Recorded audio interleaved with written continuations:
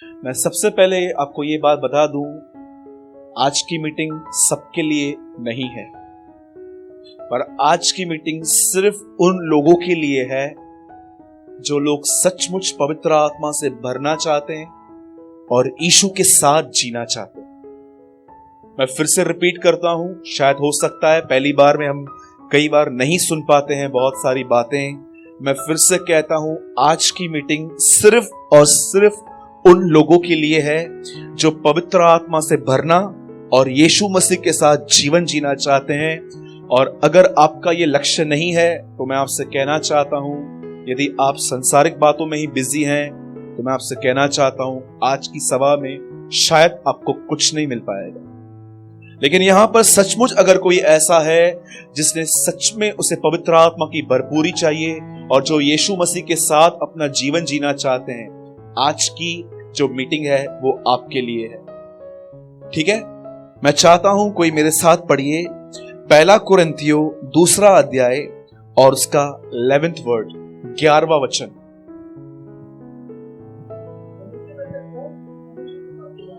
मनुष्यों में से कौन किसी मनुष्य की बातें जानता है? हाँ जी,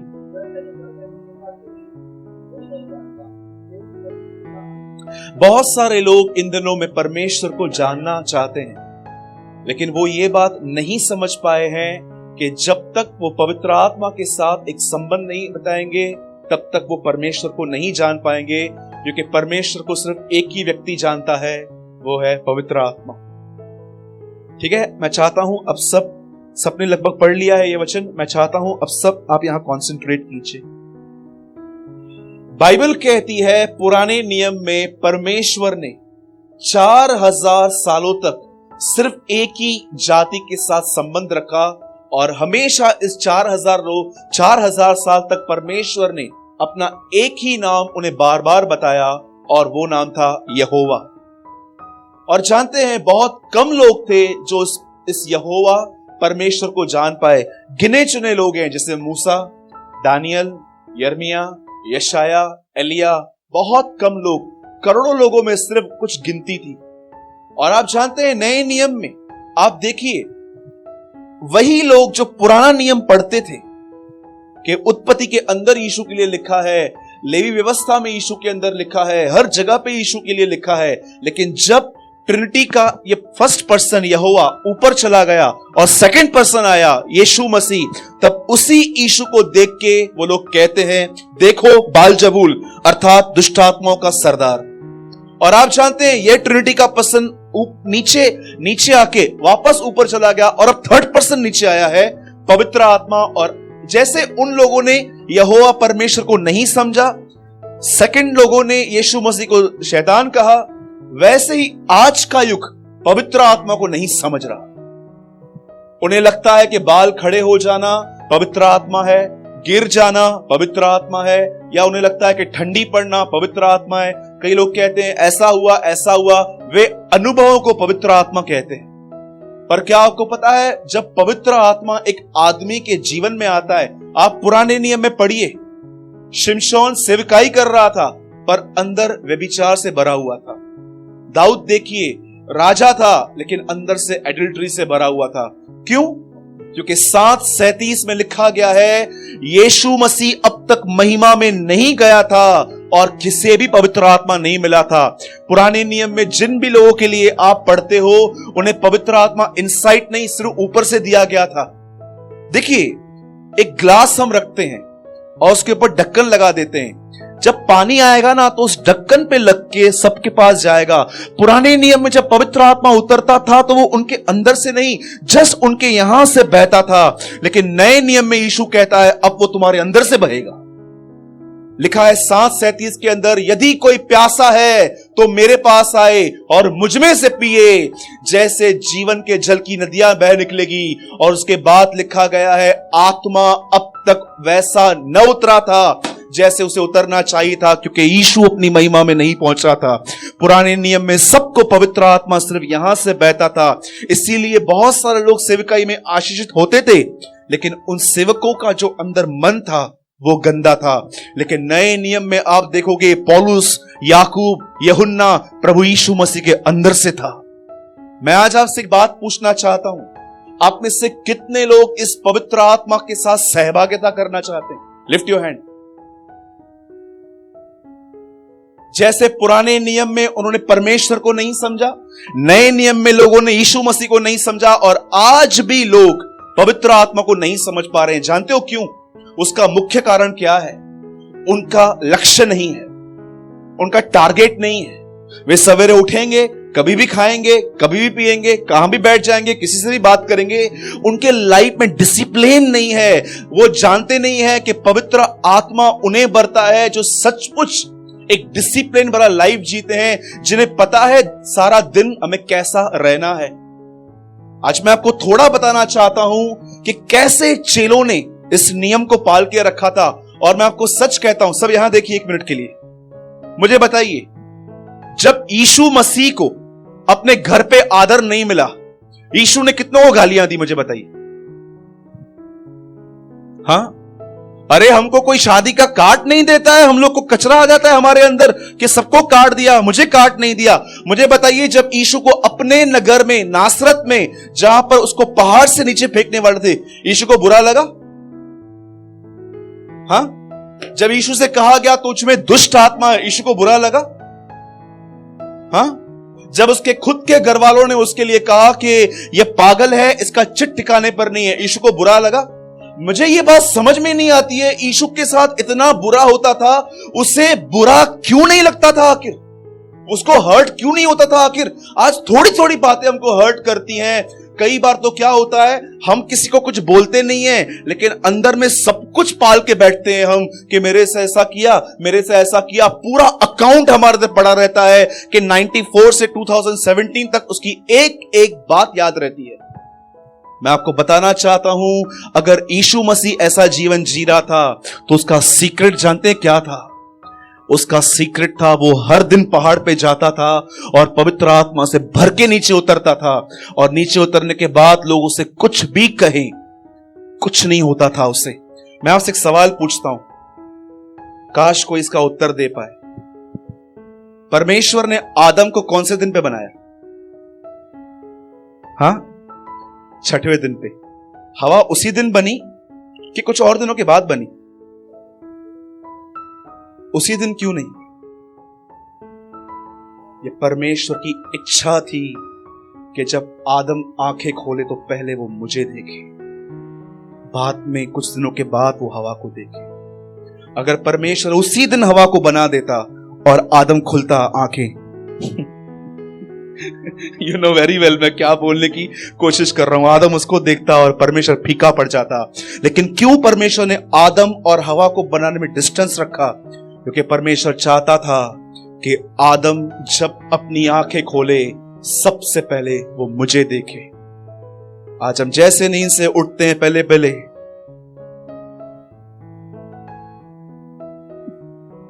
क्या देखते? मोबाइल। डू यू नो, ये परमेश्वर बन चुका है आज। पर कितने लोग हैं जो सुबह सुबह उठते हैं और परमेश्वर के मुंह को ताकते हैं? आपको पता है, जब परमेश्वर ने आदम को बनाया, पहला काम उसने वृक्ष नहीं खाया है, पहला काम वो परमेश्वर के रेस्ट में एंटर हुआ है। पहले वो विश्राम में आया है, क्योंकि ये प्रभु की इच्छा है हम में से जितने भी लोग यहां पर हैं, हम सबसे पहले अपने स्वर्गीय पिता का मुंह ताकें, उसको देखें कि वो कहां है। आज मैं आपको बताना चाहता हूं, यदि आप में से कोई भी पवित्र आत्मा से भरकर जीना चाहता है तो आपको क्या करना चाहिए? मैं यीशु मसीह के नाम से कहता हूं, सिर्फ 15 दिन, ओनली 15 डेज आप ये करो। 16वें दिन पे आप मुझे कहोगे, ब्रदर नए जन्म के लिए सुना था पर आज अनुभव किया मैंने। जानते हो क्या करना है? अब सुनिए, बाइबल कहती है एक समय आया जब पतरस ने प्रचार किया और 3000 लोगों ने विश्वास किया। उसके बाद पतरस ने एक और प्रचार किया और बाइबल कहती है इस बार 5000 लोग आ गए। अब आप सोचिए, यहां पर 200 लोगों के बीच में ही इतना झंझट हो जाता है, लोग तरह तरह के हो जाते हैं। 5000 लोगों की कलीसिया संभालना आसान था? और जानते हैं, जब उन्होंने एक कलीसिया बनाई जिसे 5,000 मेंबर्स थे, तो उस कलीसिया में पहला झगड़ा किस बात पे हुआ? जानते हो, 5,000 लोगों के लिए खाना बनता था एवरी डे। और एक दिन क्या हुआ, अन्य जाति और यहूदी सब आपस में खाना खा रहे थे। और ये यहूदी लोग जब खाना बांट रहे थे तो अन्य जातियों को बुरा लगा और इन्हें लगा कि पक्षपात हो रहा है। जानते हो कैसे? अभी जैसे कि दिनेश कहाँ है? ओके, दिनेश यहां बैठा है और उनकी मम्मी भी यहीं पर आती है, और हम लोगों ने चर्च में खाना बनाया है, दाल चावल। और जब पीयू और मम्मी को देखा तो तू खा। डू यू नो, ऐसा होता है ना कभी कभी, जब हम अपने लोगों को देखते हैं तो थोड़ा दाल की थोड़ा ज्यादा डाल देते हैं, चावल थोड़ा ज्यादा डाल देते हैं। जब उन्होंने देखा कि चर्च के अंदर ये एटीट्यूड है, कुछ को खाना अच्छा मिल रहा है, कुछ को नीचे वाला खाना मिल रहा है, लिखा है वहां पर झगड़ा हो गया। और ये लोग जानते हैं इन लोगों ने क्या किया? ये कंप्लेन लेके 12 चेलों के पास आए और उनको कहते हैं, अरे ये क्या हो रहा है, हमारी विधवाओं की ठीक से शुद्धि क्यों नहीं ली जाती? अब मुझे बताइए, चर्च के सामने ये बात आई, अब पतरस क्या करना चाहिए था? पतरस उनको बोलता, एक काम करता हूं, तुम लोग हटो, आज से खाना मैं परोसूंगा। पर पतरस ने ये मूर्खता नहीं की। पतरस एक लक्ष्य रखता था और वो जानता था कि कलीसिया में कुछ भी हो, जीवन में कुछ भी हो, मैं अपने लक्ष्यों से नहीं फिरूंगा। जानते हो पतरस ने पवित्र आत्मा से परिपूर्ण के क्या कहा? अब एक काम करते हैं, इस काम के लिए हम 7 लोग अलग करते हैं। और उन 7 में एक आदमी था, स्टेफनुस। ही was a first martyr in the church of Lord Jesus Christ. वो पहला आदमी था जो प्रभु यीशु के कलीसिया में शहीद हुआ था। क्या आपको पता है इस संसार में सबसे पहले प्रभु के लिए कौन मरा? एक खाना पकाने वाला, एक कुक मरा है सबसे पहले प्रभु के लिए। और उन लोगों ने इसको किया। और जानते हैं उन लोगों ने क्या कहा? जब उन 7 लोगों को इकट्ठा किया, जब इन लोगों ने 7 लोगों को इकट्ठा किया, वहां पर इन 12 चेलों ने अपने लक्ष्य के लिए कुछ बताया वहां पर। और अगर आप भी ये करेंगे, मैं यीशु के नाम से कहता हूं, आने वाले दिनों में आपके पूरे जीवन को परमेश्वर बदल देगा। जानते हैं उन्होंने क्या किया? इन सब 12 लोगों ने सब मंडली को इकट्ठा किया और उन्होंने कहा, क्या ये सही है कि हम परमेश्वर का वचन छोड़कर खाने पीने की सेवा में लगे रहें? और उसके बाद उन्होंने कहा, हमसे तो ये नहीं होगा, हम तो प्रार्थना और वचन की सेवा में लगे रहेंगे। अब मुझे बताइए, कलीसिया में झगड़ा हो रहा था, पतरस ने क्या किया? अपना लक्ष्य बदला। वो बुद्धिमान व्यक्ति था, वो निर्बुद्धि नहीं था कि तकलीफ में बैठ जाएगा, बैठ के सोचेगा क्या करें क्या करें क्या करें। उसको पता था हमें क्या करना चाहिए। उससे 7 लोगों को अलग कर दिया। उसने उनको कहा, तुम खाना बांटो, पर मैं अपना लक्ष्य नहीं बदलूंगा। मैं अपने समय में प्रार्थना करूंगा और परमेश्वर के वचन को समझूंगा और मैं प्रचार करूंगा। मैं आपसे एक बात पूछता हूं, आप में से कितने लोगों की एवरी डे, हर दिन, चाहे लाइफ में हमारे घर पे किसी की डेथ हो जाए, चाहे हमारे घर पे मैरिज हो, चाहे हमारे घर पे कोई गेस्ट आता है, चाहे हम कुछ प्रॉब्लम में हैं, आप में से कितने लोग हैं जिनका ये नियम है, पहले परमेश्वर से प्रार्थना करनी है, उसके बाद खुदा बाप का शब्द सुनना है, उसके बाद कुछ करना है? मेरे भाइयों और बहनों, ये डिसिप्लिन न होने की वजह से हमारे लाइफ में एवरी डे हमारे कैरेक्टर में अप डाउन आते हैं। कभी हम इतने नम्र होते हैं और कभी हमें इतना गुस्सा आता है, कभी हम अपने आदर के लिए मरे हुए रहते हैं, कभी थोड़ा न पूछने पे हमको इतनी तकलीफ होती है, कभी हम लोगों से इतना प्यार करते हैं, गले लगाते हैं, कभी वो देखते ही हमें अच्छे नहीं लगते। आपको पता है हमारे नेचर के अंदर इतने अप एंड डाउन क्यों आते हैं? लाइफ के अंदर अप एंड डाउन से सबको पता है कि कोई करोड़पति था मैं, आज मेरे पास पैसा नहीं है, पहले मेरे पास बहुत गोल्ड था, आज मेरे पास गोल्ड नहीं है, पहले मेरे पैसे ब्याज पे थे, आज 1 रुपया नहीं है। ये तो सबको पता रहता है ना। पर आपने कभी ये सोचा है हमारे नेचर के अंदर अप एंड डाउन क्यों आते? क्यों कभी हम बहुत निराश होते हैं, कभी हम इतने उत्साह से भरे हुए रहते हैं? क्यों हमारे अंदर का जो जीवन है वो एक तरफ ठहरता नहीं है? आप यीशु को देखो, कभी आपने यीशु मसीह को देखा कि बाइबल में एक अध्याय है मरकुस 17वां अध्याय नया अध्याय रख रहा हूं, मरकुस 17 चैप्टर। और पतरस ने देखा कि यीशु एक जगह ऐसे बैठे हुए थे और उन्होंने पतरस को बोला, पतरस, हाँ प्रभु, यहां से राइट साइड जाएगा ना, बेथेस्दा है। हाँ प्रभु, बरोबर, मैं वहीं रहता हूं। सुन, मेडिकल वाले को तो ना डोज बना के दे। क्या आपने यीशु को कभी ऐसा देखा? क्या आपने यीशु को देखा? एक दिन यीशु बैठा हुआ था और उसने आंद्रियास से कहा, मैं बहुत परेशान हो गया हूं, मेरी मां मुझे बहुत तंग कर रही है घर पे। जब से मैं 24 घंटा मिनिस्ट्री के लिए निकला हूं, सारा दिन मुझे परेशान करते हैं। कभी आपने यीशु मसीह को परेशान, बैड मूड्स में देखा? क्यों? वो कॉन्स्टेंटली एक विक्ट्री, एक विजयी लाइफ जी रहा था। कभी आप उसको डिस्करेज, निराश, परेशान, आज मेरा मूड नहीं है पतरस, आज हम सेवकाई के लिए नहीं चलेंगे, कभी आपने यीशु को देखा? मैं आपसे आज पूछता हूं, हम प्रतिदिन ऐसे रहते हैं, कभी बहुत खुश, कभी बहुत निराश। जानते हो उसका कारण क्या है? मेरे भाइयों और बहनों, एक चीज हमारे जीवन से गायब है, टोटली गायब है। जानते हो वो चीज क्या है? डिसिप्लिन। बहुत सारे लोगों को लगता है डिसिप्लिन का मतलब होता है आहिस्ते बात करना, सफेद कपड़े पहनना, ये करना, वो करना। मेरे भाइयों और बहनों, जब तक आप वचन और प्रार्थना, इन दो चीजों को अपना जीवन समर्पित नहीं करोगे, मैं आपसे लिख के दे सकता हूं। आप जानते हैं ये दोनों चीजें आपको क्या देती हैं? समझो आप मॉर्निंग में उठे, अपनी सुस्ती से लड़कर आप उठे और आपने परमेश्वर को पुकारना चालू किया। उसके बाद आपने उस किताब को खोला जहां से बाप हमसे बात करता है। क्या मिलता है इन दोनों चीजों से? Do you know? Prayer and word supply you Holi spirit. जो व्यक्ति प्रार्थना करते हैं, जो व्यक्ति वचन पढ़ते हैं, कैसे आपने देखा होगा जब गन्ना होता है, गन्ना जब वो मशीन में जाता है तो वो चीज प्रोवाइड करता है, जूस निकलती है। जब आप परमेश्वर को पुकारते हैं, जब आप वचन को पढ़ते हैं, उन्हीं चीजों में से पवित्र आत्मा से आप भरते हैं। वही पवित्र आत्मा आपको सारा दिन आपके अंदर के कैरेक्टर को, आपके स्वभाव को पकड़ के बैठता है। लेकिन अगर आप उठे हैं, एक व्यक्ति से मैंने पूछा, मेरे भाई तू प्रभु के साथ बैठता है? उसने बोला, ब्रदर मैं एक्चुअली चलते चलते प्रार्थना करता हूं। कैसे?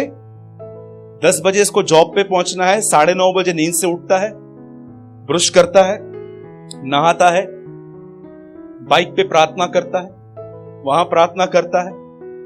मुझे बताइए, मैं नहीं कहता हूं ये गलत है या ये खराब है, ठीक है, ये सेकंड ऑप्शन है, पर कितने लोग ये बात जानते हैं? इन चेलों ने आखिर ऐसा क्यों कहा डिस्टर्बेंस के अंदर? मैं एक मिनिस्ट्री अलग से दे रहा हूं, लेकिन हम तो प्रार्थना और वचन की सेवकाई में लगे रहेंगे। कितने लोग हैं जो लगे हुए हैं? आज 99% जानते दुनिया किस में लगी हुई है? Do you know? 99% दुनिया इसमें लगी हुई है। ऐसे करेंगे, ऐसे करेंगे, ऐसे करेंगे, पहले गाय की तरह, फिर कुत्ते की तरह, फिर इसके तरह, फिर उसकी तरह, सब करेंगे। 100 फोटो निकालेंगे, 100 में से 5 चुनेंगे, 5 में से 5 का डीपी लगाएंगे, फिर फेसबुक और व्हाट्सएप पे अपलोड करेंगे, फिर मस्त कमेंट्स को एंजॉय करेंगे। आप तो मैं आपको बोलना चाहता हूं, आप दुआ भी मत करो। ये सब बातें जब तक आप और मैं कुछ चीजों से सेपरेट नहीं होते हैं, ये हाई लेवल्स की प्रेयर्स भी मत करो। याद रखिए, जब उनके जिंदगी में डिस्टर्बेंस आया, जब उनके कलीसिया में डिस्टर्बेंस आया, कोई चीज उनके लक्ष्य को नहीं बदल पाई, कोई भी चीज। पौलुस कहता है, मैं निशाने की ओर दौड़ता हूं। यीशु मसीह शादी में कहता है, देखो मेरा समय नहीं आया। पतरस को देखो जो कहता है कि हमें उसके पथ चिन्हों पे चलना चाहिए। आप मुझे बाइबल में एक आदमी दिखाओ जो बगैर लक्ष्य रखे हुए आगे बढ़ा था। उनका एक लक्ष्य था, वे बढ़ते थे, और जब वो बढ़ते थे, याद रखना, अगर आज आप निर्णय लोगे ना कि सूरज भाई मैं आज निर्णय लेता हूं कि आज के बाद जब मैं अपनी नींद से उठूंगा, मैं अपना समय प्रार्थना में दूंगा और उसके बाद मैं प्रभु का वचन इसलिए पढ़ूंगा ताकि मैं परमेश्वर को सुन पाऊं। मैं आपको लिख के दे सकता हूं, आज आप निर्णय लोगे ना, कल से शैतान आपके लिए फील्डिंग लगाना चालू कर देगा। ऐसे ऐसे लोग आएंगे, ऐसी ऐसी बातें आएंगी आपके सामने। लड़ना सीखिए। आपको पता है, आपको कैसे मालूम पड़ता है कि शैतान आपसे लड़ रहा है? कैसे मालूम पड़ता है?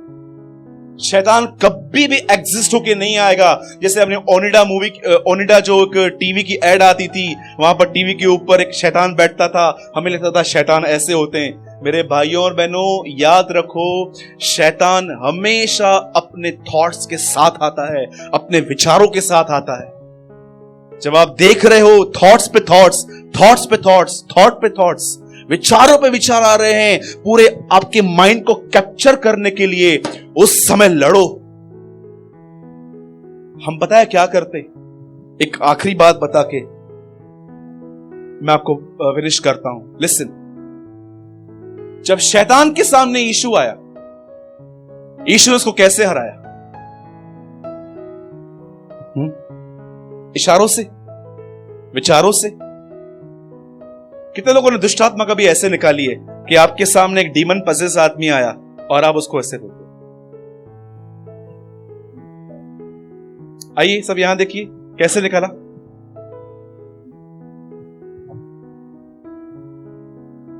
ऐसे। क्या करना पड़ता है?